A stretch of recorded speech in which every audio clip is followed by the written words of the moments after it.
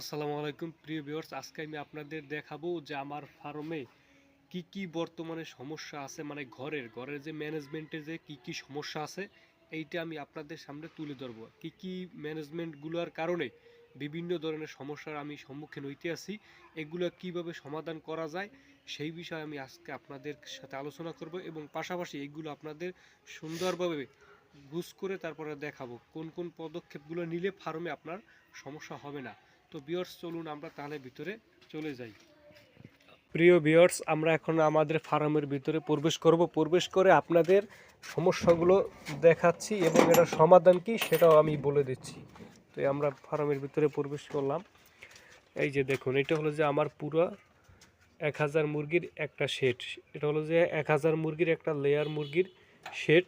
এটাতে আপনার ব্রয়লার মুরগি 1000 করা যায় এবং সোনালী কালার বাট বা অন্যান্য এগুলো করলে 1100 বা 1200 করা যায়। তবে এখন যে বিষয়গুলো সমস্যা সেগুলো আমি আপনাদের দেখাচ্ছি।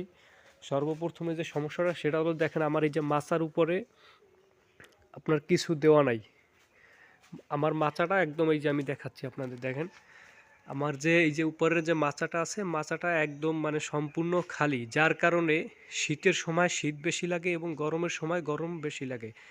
এর জন্য যে সমাধান সেটা হলো যে আমার এই উপরে কিছু দেওয়া দরকার, ওয়েদার ফোম হোক অথবা কাপড় হোক বা পলি জাতীয় যা আছে তেরপল, এগুলো দেওয়া যেতে পারে। এগুলো দিলে আপনার ওয়েদার তাপমাত্রা আর কি কন্ট্রোলে থাকবে, শীত এবং ঠান্ডা দুইটাই। এই একটা বিশাল সমস্যা, যার কারণে মুরগি ঠান্ডায় জমে যায়, যত হিট দেয় হিটটা বের হয়ে যায় উপর দিয়ে।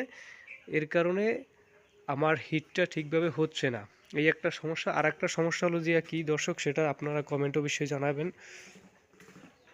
এই যে দেখেন আরও সমস্যা আছে, সেটা হলো আমার ফার্মটা হলো যে বিশাল লং, যার কারণে কিন্তু কোনো পার্টিশন নাই। আমার এই ফার্মে কিন্তু কোনো পার্টিশন নাই।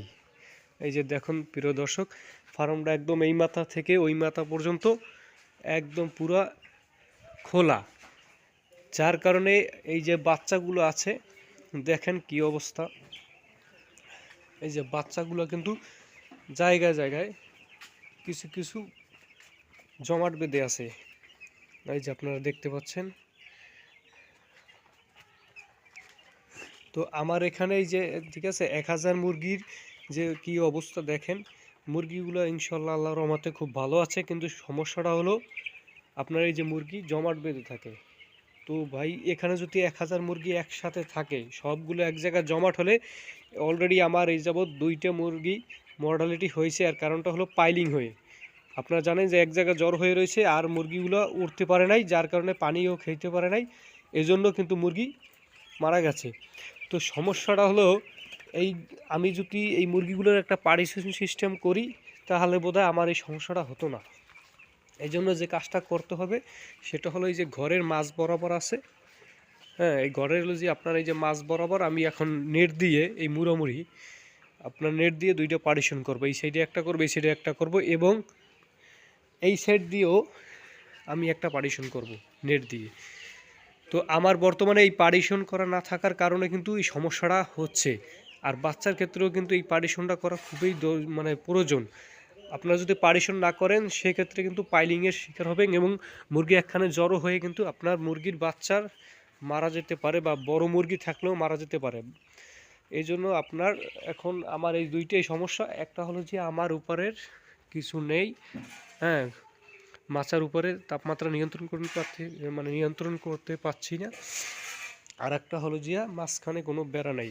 তো আমরা দর্শক এখন এই 2টা কাজ করে আপনাদের আবার পরবর্তীতে ভিডিওতে দেখাবো যে এই কাজ 2টা করার পরে মুরগির কী পরিস্থিতি এবং ঘরের কন্ডিশনটা কীরকম দাঁড়ায়।